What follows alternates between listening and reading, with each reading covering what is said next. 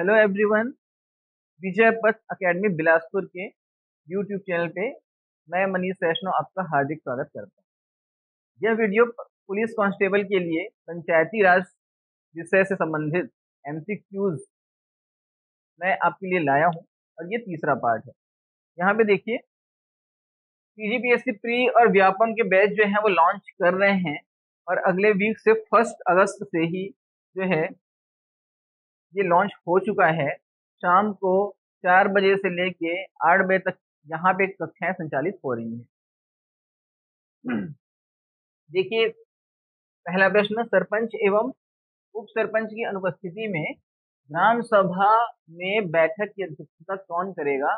ये पहला प्रश्न है। इसका उत्तर क्या है? आपको पता है कि पंचायत सचिव नहीं करता है। इसका उत्तर दूसरा देखिए कि यहाँ पे अन्य ग्राम पंचायत का सरपंच भी नहीं करेगा।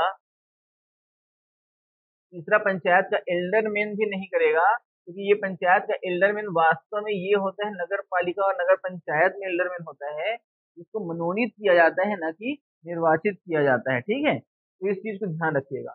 तो अब बचा एक ग्राम सभा द्वारा निर्वाचित व्यक्ति, और यही इसका क्या होगा? सही उत्तर होगा। ठीक है, ग्राम सभा द्वारा निर्वाचित जो व्यक्ति होता है वहीं पे तत्काल में तत्समय जो है निर्वाचित किया जाता है, उसी व्यक्ति को यहाँ पे अध्यक्षता दिया जाता है। तो इसका उत्तर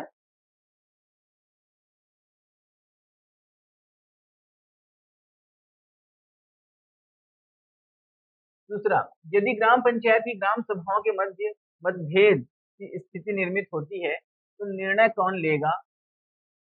ऑप्शन एक, ग्राम पंचायत। ऑप्शन बी, जनपद पंचायत। ऑप्शन सी, ग्राम सभाओं का संयुक्त सम्मेलन या सरपंच। ये वाला प्रश्न हम लोग पहले भी हल कर चुके हैं। ठीक है, हम लोग पहले भी इस प्रकार के प्रश्न हल कर चुके हैं और इसका उत्तर जो है वो आपको पता है कि इसका उत्तर क्या होगा? ग्राम सभाओं का संयुक्त सम्मेलन। तीसरा, ग्राम पंचायतों के कार्यों का सामाजिक अंकेक्षण कौन करता है? तो ग्राम पंचायतों के कार्यों का सामाजिक अंकेक्षण करने के लिए बुलाया जाता है, ग्राम सभा बुलाई जाती है। और ये लोग जो है, ग्राम सभा जो है वो सामाजिक अंकेक्षण का कार्य करती है। ग्राम सभा, सॉरी, ये प्रश्न है और इसमें क्या आएगा उत्तर? ऑप्शन ए, ग्राम सभा। अब देखिए, ये प्रश्न है ग्राम सभा के संदर्भ में असत्य क्या है? असत्य बताना है, सत्य नहीं बताना है। तो हम लोग सत्य अगर खोज लेते हैं तो असत्य की पहचान की जा सकती है। ठीक है, ग्राम सभा की बैठकों की अध्यक्षता केवल उप सरपंच करता है। तो पहला जो पॉइंट है, केवल जब आ गया तो ये क्या हो गया? गलत हो गया। ठीक है, तो पहला जो है सरासर गलत हो गया। दूसरा, सरपंच की अनुपस्थिति में उप सरपंच बैठक की अध्यक्षता करता है, ये जो है वो क्या हो गया? सही हो गया।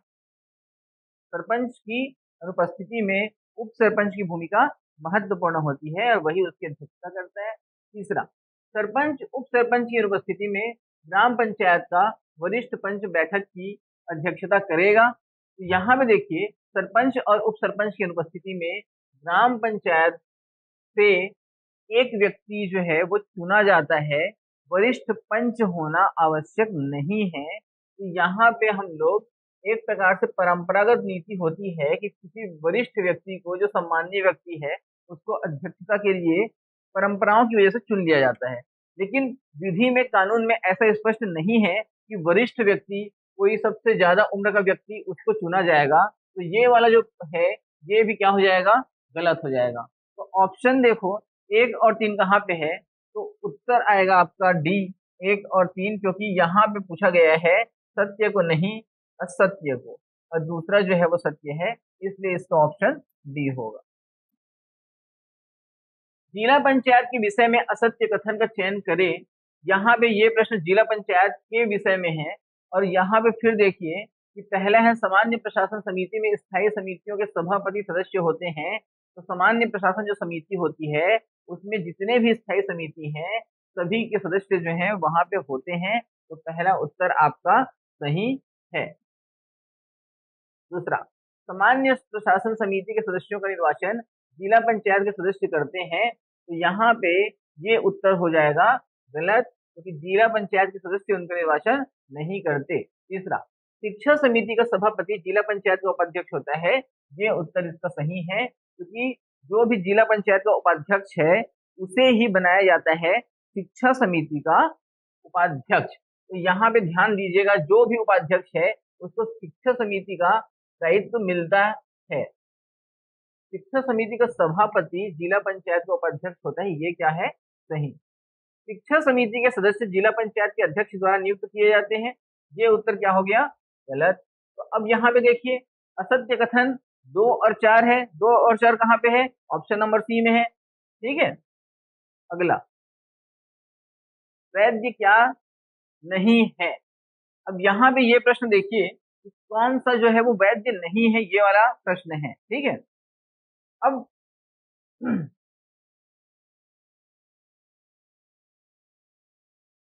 सातवां प्रश्न, प्रश्न क्रमांक 7वां, सामाजिक अंकेक्षण में ग्राम सभा की अध्यक्षता कौन करेगा? सामाजिक अंकेक्षण, अब देखो 7वां प्रश्न, सामाजिक अंकेक्षण अगर हो रहा है, ठीक है, और वहां पे हम एक चीज देखते हैं कि जो भी पदाधिकारी हैं, सरपंच है या उप सरपंच है, वो अध्यक्षता नहीं करते हैं। तो पहला इसमें यहाँ पे आंसर जो है आपको मिल गया होगा कि सामाजिक अंकेक्षण में सरपंच नहीं करेगा। और यहाँ पे लिखा हुआ है क्रियान्वयन अधिकारी द्वारा नियुक्त सचिव, ये असल में है क्रियान्वयन, सामने में क्या लिखा हुआ है? क्रियान्वयन। ठीक है, क्रियान्वयन अधिकारी द्वारा नियुक्त सचिव, तो ये भी इसका उत्तर गलत है।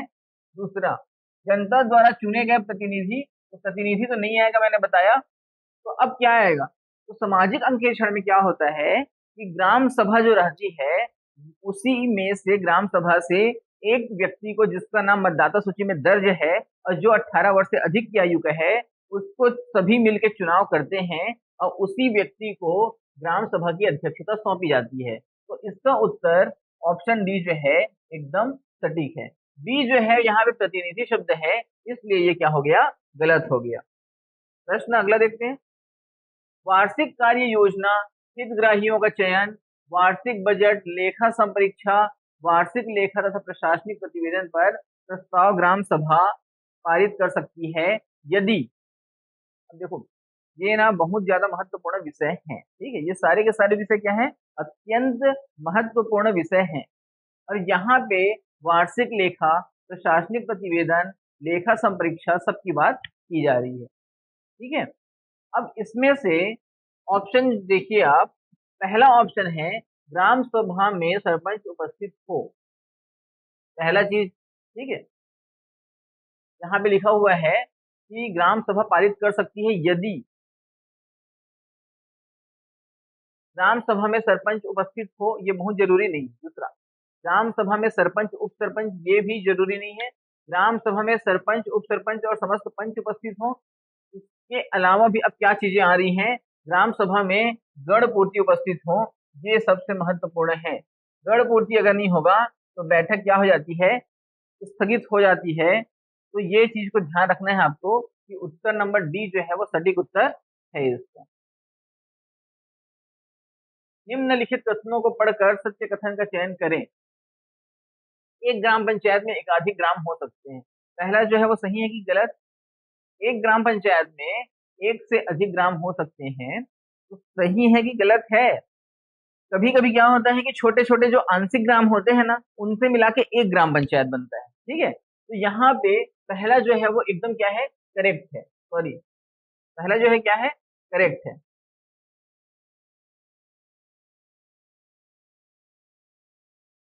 दूसरा, ग्राम सभा की बैठक प्रत्येक ग्राम में होती है, तो यहाँ पे प्रत्येक ग्राम में होती है, दूसरा भी जो है वो क्या हो गया? करेक्ट हो गया। ये भी प्रत्येक ग्राम में होती है या प्रत्येक ग्राम में हो सकती है। तीसरा, ग्राम सभा की बैठक ग्राम पंचायत के मुख्यालय में होती है, तीसरा जो ऑप्शन है वो हो जाएगा गलत, क्योंकि ग्राम सभा की बैठक ग्राम पंचायत के मुख्यालय में बिल्कुल नहीं होती, इस चीज को ध्यान रखना है। चौथा, ग्राम पंचायत की बैठक प्रत्येक ग्राम में होती है, तो ये ऑप्शन को ध्यान से पढ़िए। ग्राम पंचायत बोल रहा है कि बैठक प्रत्येक ग्राम में होती है, तो प्रत्येक ग्राम जो है वो आंशिक ग्राम भी होते हैं, यहाँ पे आप ध्यान दीजिएगा कि ग्राम पंचायत की बैठक जो है ग्राम पंचायत के मुख्यालय में होती है, न कि प्रत्येक ग्राम में। तो इसका उत्तर डी भी क्या हो गया, गलत। तो ऑप्शन नंबर 1 और 2 क्या हो गया, सही। आगे समझ, आप लोग देख रहे हैं पुलिस भर्ती कांस्टेबल के लिए विजय पथ अकेडमी का यूट्यूब चैनल, और यहाँ पे मैं पंचायती राज व्यवस्था का तीसरा जो है वो वीडियो जारी कर रहा हूँ, ठीक है, आप लोगों के लिए। तो परीक्षा तक जो है ये बहुत ज्यादा उपयोगी होगा, इससे कॉन्सेप्ट क्लियर होगा। मैं ये नहीं बोलूंगा कि ये प्रश्न सेम टू सेम जो है वहां पे परीक्षा में आएंगे, लेकिन अगर इतने प्रश्नों को आप बना लेते हैं, करीब करीब तीनों मिला के आपको 100 प्रश्न मिल रहे हैं, और तीनों 100 प्रश्न जो है उसकी व्याख्या करने के बाद आपको करीब करीब 300 प्रश्न मिल रहे हैं। तो अगर इतने प्रश्न आप बना लेते हैं तो आपका उत्तर कभी भी कहीं भी गलत नहीं होने वाला है, ये ध्यान रखिएगा। अगला देखिए, ये तो हो गया। राज्य के पंचायती राज अधिनियम 93 के अनुसार निम्न में से किसका प्रत्यक्ष निर्वाचन नहीं होता। अप्रत्यक्ष निर्वाचन किसका नहीं होता, ये आप लोग जानते हो, उप सरपंच उत्तर आएगा इसमें। इसका प्रत्यक्ष निर्वाचन नहीं होता, इससे ज्यादा सरल प्रश्न जो है वो है ही नहीं कहीं पे। ग्राम पंचायती उप सरपंच के विषय में सही क्या है, ये हर बार जो है वो पूछ रहा है, हर बार हमने डाला है इस प्रश्न को। मूलतः वह एक निर्वाचित पंच होता है, सही है। दूसरा, ग्राम पंचायत के सदस्यों द्वारा चुना जाता है,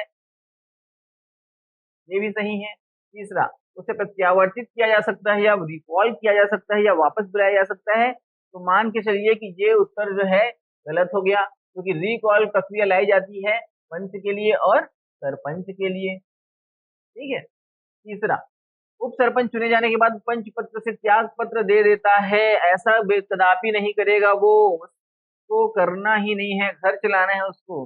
अगर पंच से त्याग पत्र देगा तो वो कुल मिला के उप सरपंच से भी हाथ धोना पड़ जाएगा, घर बैठ जाएगा। तो ये उत्तर सरासर गलत हो गया।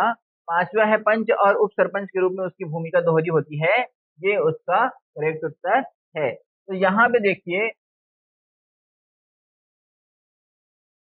ऑप्शन कौन सा सही हुआ, 1, 2 और 5। यहाँ पे ऑप्शन क्या है, 1, 2 और 5। तो ऑप्शन नंबर डी जो है वो इसका करेक्ट आंसर है। ग्राम सभा के विषय में क्या सही नहीं है, ग्राम सभा की बैठक एक बड़े 10 गढ़पूर्ति आवश्यक है, करेक्ट उत्तर है। दूसरा, ग्राम सभा की बैठक में एक तिहाई महिलाओं की उपस्थिति आवश्यक है, ये भी सही, ये भी सही। गढ़पूर्ति के लिए सरपंच और पंच उत्तरदायी होते हैं, सही। गढ़ पूर्ति न होने पर ग्राम सभा की बैठक स्थगित की जा सकती है, गढ़ पूर्ति अगर नहीं होता है ना तो बैठक स्थगित हो जाती है, अगली बार फिर उनको मौका मिलता है। इस प्रकार सरपंच को 3 बार मौका मिलता है, 3 बार के बाद उनको वार्निंग दी जाती है। 2 और बैठकों में अगर गढ़ पूर्ति नहीं होती है तब उनको हटाया जाता है, लेकिन उनको फिर भी सुनवाई का अवसर दिया जाता है, ठीक है। तो ये चीज को ध्यान में रखिएगा। उत्तर क्या हो जाएगा, 1, 2, 3, 4। 73वें संविधान संशोधन के विषय में सत्य क्या है। पंचायती राज व्यवस्था को सांविधिक स्वरूप दिया गया। पहला, देखो यहाँ पे ना एक चीज सुधार कर लेना, ये है संविधानिक है, ये सांविधिक नहीं है, संवैधानिक है। और आपको पता है कि सांविधिक और संवैधानिक में बहुत बड़ा अंतर होता है। संवैधानिक मतलब जहाँ पे संविधान में इसको दर्ज है ये चीज, ठीक है, अनुच्छेद में है। और सांविधिक मतलब होता है कि किसी कानून के द्वारा संसद में कानून के द्वारा बनाया गया, विधि द्वारा उसको स्थापित किया गया, ठीक है। तो यहाँ पे दोनों में अंतर है, इसलिए इसको संवैधानिक कर लेना। सांविधिक शब्द टाइपिंग एरर है। दूसरा, ये क्या हो गया, सत्य है तो ये हाँ। पंचायती राज व्यवस्था को वैधानिक स्वरूप दिया गया तो ये क्या हो गया, गलत। संविधान में एक नई अनुसूची जोड़ी गई तो ये क्या हो गया, सही, क्योंकि यहाँ पे 12 अनुसूची में 11वीं अनुसूची, ठीक है, 11 और 12 अनुसूची जो है वो जोड़ा गया। चौथा, इस संशोधन के कारण संविधान में 15 अनुच्छेदों की वृद्धि हुई। तो यहाँ पे ध्यान दीजिए कि यहाँ पे आर्टिकल नंबर 243 से 243 ओ जो है वो जोड़ा गया यहाँ पे, लेकिन यहाँ पे अनुच्छेद में वृद्धि हुई क्या, हम लोग सभी का सभी जो है वो क्या पढ़ते हैं, 243 डी पढ़ते हैं, 243 ए पढ़ते हैं, 243 जे पढ़ते हैं। आ रहे समझ। तो यहाँ पे उत्तर क्या होगा, ये जो डी वाला जो है पॉइंट वो क्या हो जाएगा, गलत हो जाएगा, और 3 नंबर जो है वो क्या हो गया, सही हो जाएगा। इसलिए 1 और 3 इसका उत्तर सही है। ठीक है, ये प्रश्न ना बहुत इंपॉर्टेंट है, इसको एकदम अच्छे से ध्यान दीजिए। छत्तीसगढ़ राज्य में पंचायती राज व्यवस्था का प्रशासनिक तंत्र किसके प्रति उत्तरदायी रहता है। ये प्रश्न ना परीक्षा में आ चुका है। ठीक है, ये प्रश्न परीक्षा में आ चुका है। तो यहाँ पे क्या है, इसका उत्तर ना जिलाधीश आता है, कलेक्टर। छत्तीसगढ़ राज्य में पंचायती राज व्यवस्था का प्रशासनिक तंत्र जिलाधीश के प्रति जो है वो उत्तरदायी होता है, जवाबदेही होता है। यदि राज्य सरकार द्वारा जनपद पंचायत को विघटन कर दिया जाता है तो क्या होगा। अब यहाँ पे देखिए, जनपद पंचायत का अगर विघटन कर दिए तो जनपद पंचायत के कार्यों का संपादन करने के लिए राज्य सरकार एक समिति की नियुक्ति करेगी। ये पहला जो है एकदम करेक्ट है, एक समिति आपको बनाना पड़ेगा ही राज्य सरकार को। जनपद पंचायत का तो विघटन हो गया। ठीक है, दूसरा, समिति पंचायत की शेष अवधि के लिए कार्य करेगी। दूसरा, तो यहाँ पे देखो, दूसरा जो है समिति पंचायत की शेष अवधि के लिए कार्य करेगी, ये भी सही है। तीसरा, समिति को वैधानिक कार्यवाही करने की शक्ति होगी, ये नहीं होगा। समिति का अध्यक्ष समिति के सदस्यों द्वारा निर्वाचित किया जाएगा, ये भी क्या हो गया, गलत। तो इसका उत्तर जो है वो क्या होगा, पहला और दूसरा। ठीक है,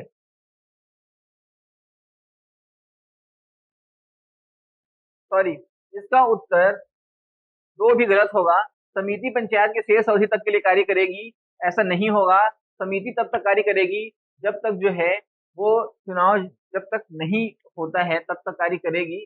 जनपद पंचायत को जो विघटन हुआ है ना, उसको फिर से वो जब वापस ले आएगी सरकार, तब जो है यहाँ पे क्या होगा कि जब तक जो है सरकार चाहेगी तब तक जो है वो कार्य करेगा, जनपद पंचायत मतलब समिति कार्य करेगी। और यहाँ पे क्या है कि शेष अवधि वाली बात यहाँ पे नहीं है, तो इसका उत्तर होगा केवल और केवल एक। ये शेष अवधि के लिए कार्य करेगी ऐसा नहीं होगा, क्योंकि इसका तो क्या हो गया, विघटन हो गया है। ठीक है, तो यहाँ पे जनपद पंचायत को विघटन कर दिया जाता है तो ये समिति नियुक्त होगी और वो कार्य करेगी, लेकिन शेष अवधि तक के लिए कार्य करेगी ऐसा कुछ नियम नहीं है, ये ध्यान दीजिएगा। अगला देखो, जनपद पंचायतों के क्रियाकलापों का समन्वय, मूल्यांकन और मार्गदर्शन कौन करता है। तो इसका समन्वय, मूल्यांकन, मार्गदर्शन जो है वो कौन करता है, देखिए इसको। पहला, राज्य सरकार भी करता है, पंचायत और ग्रामीण विकास विभाग भी करता है, जिला पंचायत भी करता है। तो इसका उत्तर जो है वो ऑप्शन क्या हो जाएगा, डी हो जाएगा। ठीक है, अगला, छत्तीसगढ़ में पंचायतों के संबंध में पदों का कुल आरक्षण, जिसमें एसटी एससी महिलाओं के लिए आरक्षण शामिल है। ये प्रश्न तो पहले भी इससे पहले वाले वीडियो भी में है शामिल। तो इसका उत्तर जो है वो क्या आएगा, इसका उत्तर जो है वो आएगा 1/2। ये ध्यान रखिएगा। ठीक है, आरक्षण कितना शामिल है, एसटी एससी महिलाओं के लिए आरक्षण शामिल है 1/2। ठीक है,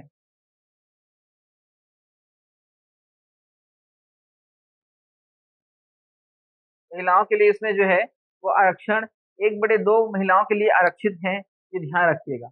इसके बाद अगला प्रश्न,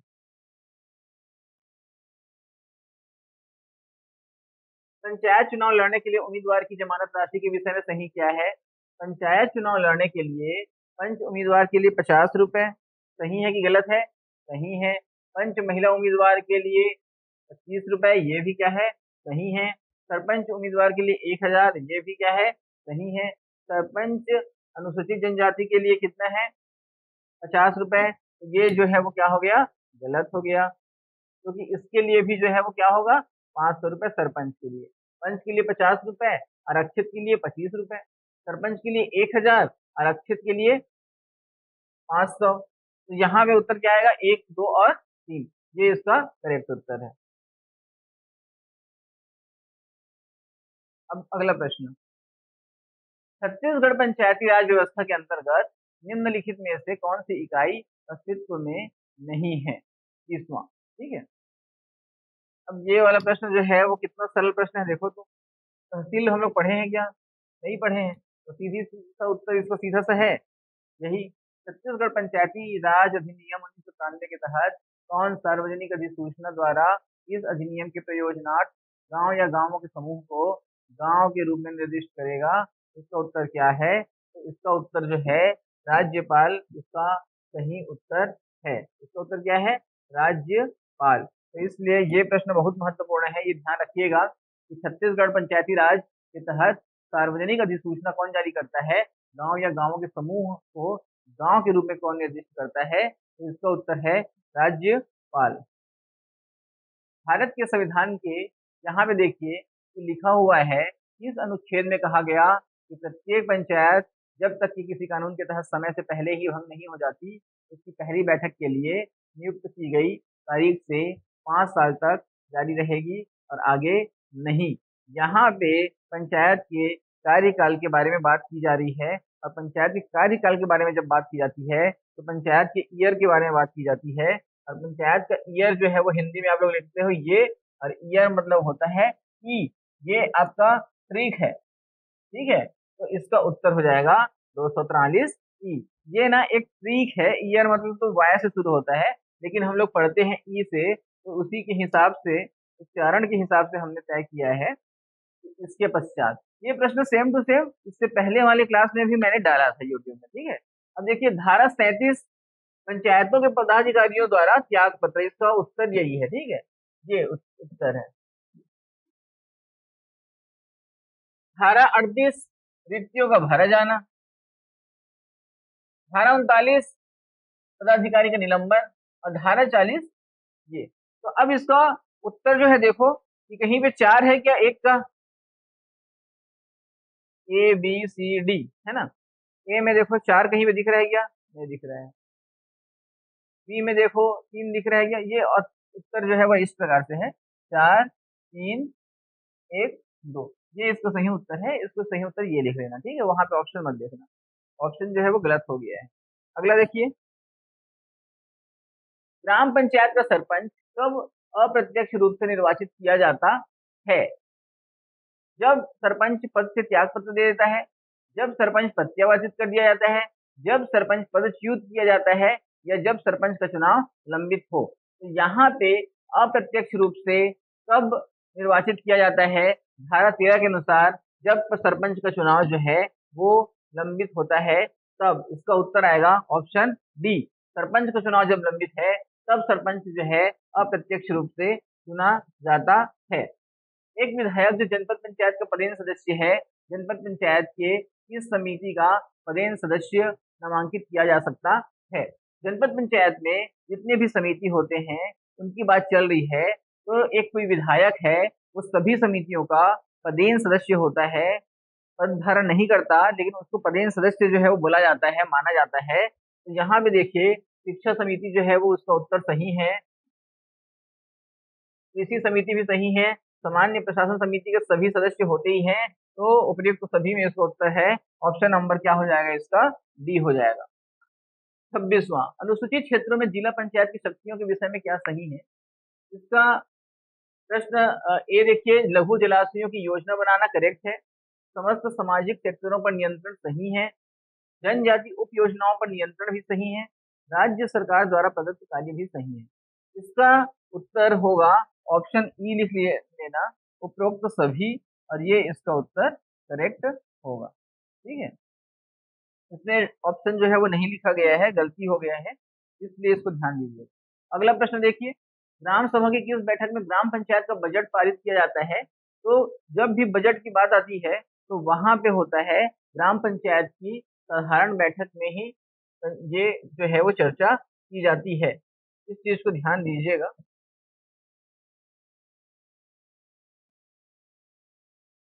अगला देखो, सामाजिक अंकेक्षण का अधिकार निम्न में से किसे दिया गया है? तो ग्राम सामाजिक अंकेक्षण वैसे जो है अधिकार मिलता है ग्राम सभा को, ग्राम अंकेक्षण समिति को, और मिलता है कि राज्य सामाजिक अंकेक्षण निदेशालय द्वारा चिन्हित व्यक्ति को। तो इसमें ना ऑप्शन ना तीनों का तीनों जो है वो सही है, ठीक है, तीनों ऑप्शन सही है। तो इसका उत्तर क्या होगा? उपरोक्त सभी। अगला देखिए, उप सरपंच त्याग पत्र किसको देता है? ये बड़ा अच्छा प्रश्न है। सरपंच, उप सरपंच किसको त्याग पत्र देगा? कलेक्टर को देगा, कि जिला संयुक्त संचालक को देगा, कि अनुविभागीय अधिकारी को देगा, कि सरपंच को देगा। ठीक है, तो ये बहुत अच्छा प्रश्न है और इसका उत्तर जो है वो आएगा कलेक्टर को देगा। ये अब ध्यान रखिएगा कि इसका उत्तर क्या आएगा, जिला कलेक्टर को उप सरपंच जो है वो अपना त्याग पत्र देगा। पंचायत पंचायतों वनों के संरक्षण की जिम्मेदारी किसकी है? तो यहाँ पे इसका उत्तर है पंचायतों वनों के संरक्षण की जिम्मेदारी, ऑप्शन है वन विभाग, ग्राम पंचायत, जनपद पंचायत, जिला पंचायत। तो इसमें उत्तर आएगा ग्राम पंचायत। ठीक है, अगला देखते हैं।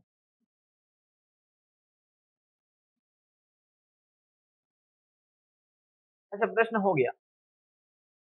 30 प्रश्न जो है वो शामिल हुए थे, इसमें से एक दो प्रश्न जो है वो एक बार और रिपीट, कई बार रिपीट हुए हैं, तो कुल मिला के 25 प्रश्न ही हैं। एक दो प्रश्नों में जो है वो दुविधा रहेगी आप लोगों को। और ये जो रेफरेंस बुक है इसको मैंने तैयार किया था टुटेजा सर की बुक से, जो देवांगन सर द्वारा जो है पब्लिश किया गया था।